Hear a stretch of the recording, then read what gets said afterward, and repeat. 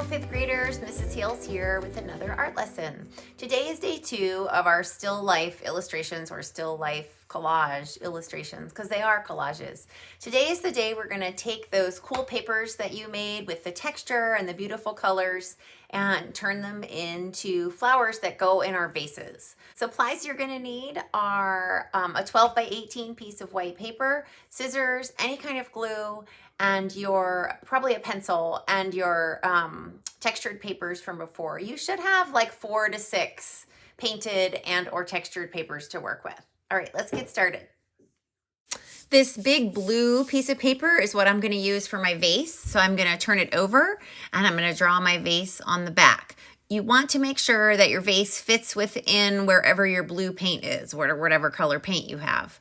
So if I had made a really fat vase, the edges of my vase would be white and not blue. You'll see what happens when I turn it over. That left side has a little bit of white on it. So I'm gonna try to cut some of that off and even out my sides so they're symmetrical, but I'm not gonna worry about it because I'm gonna put a pattern over this blue paper with white oil pastels, I think.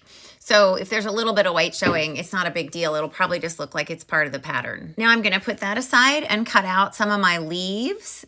So if you don't have a leaf shape, you can draw one on the back side of your white paper of a textured paper and just cut out some textured leaves. Any texture will you do, you don't have to have a leaf texture. Now I'm going to cut out some really long, skinny or slender leaves to use in the background and a little bit in front of some of my flowers. I'm going to cut out like 5 of these just in case. I might not use all 5, but I'm going to cut out all 5. And then if I have any paper left over, I want to save that.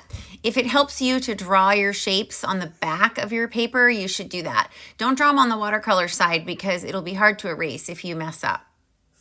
Now I want to draw 2 large kind of frilly flowers that look a little bit like peonies. They're not going to look exactly like peonies because they're not going to have layers of petals, but that's okay. I want them to be kind of frilly and large. And this is like a violet color paper you'll see in a minute. I am going to draw these on the back because they're a little bit more complicated. Now I'm going to cut both of those out and I'm going to cut away any excess paper to make my job cutting a little bit easier. And I'm just going to put those aside. I don't want to glue anything down yet inside my vase because I want to play with all of my elements of my composition before I actually glue anything down. Again, you can see a little bit of the white paper on here. That's not a big deal because I'm going to draw on here. I could overlap that with a leaf. I have all kinds of options that I could do to hide that the part of my paper where there is no purple. So I'm not going to worry about it. Now I get to arrange my composition. I've got 2 big purple flowers cut out, 5 long skinny green leaves, and 4 or 5 of these little smaller green leaves with the pattern or texture on them. So I can play with my arrangement and figure out what I want. I know I'm going to want to do more flowers, so I'm going to leave some gaps or spaces where I could put more flowers. So remember not to glue anything down yet. Right now you're just playing and designing and arranging. Don't be afraid to overlap elements and make some things taller and some things shorter. I feel like all my colors are kind of muted, so I have these really bright lime green textured papers I want to use for a little like a daisy. And I decided I wanted the petals to be triangular, and then I changed my mind and decided I wanted them to be round because I have lots of pointy things in my composition. So after I cut one out, I decided, I think I want to make the petals round. So I was able to just cut the points off of those flowers, and I ended up making them little round looking daisies. So this is my final floral composition. Okay, I have just a few pointers for you about gluing. When you're gluing your vase down, glue the bottom of your vase and leave this top part unglued so you can tuck things down in there.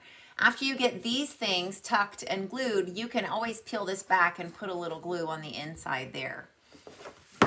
Tidbit number 2, just put a little glue in the middle of your flowers. That way you can move them around for a couple minutes without ripping them if you want to move them. And then if you're trying to put leaves or something under and you've just glued the center of your flower, you'll be able to do that tuck the leaves in and overlap and put things in front of and behind other elements in your picture.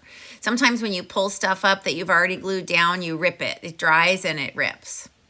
So make your arrangements first, figure out kind of where you want things, and then start gluing things down just a little bit at a time and glue the center. You can always go back and add more glue.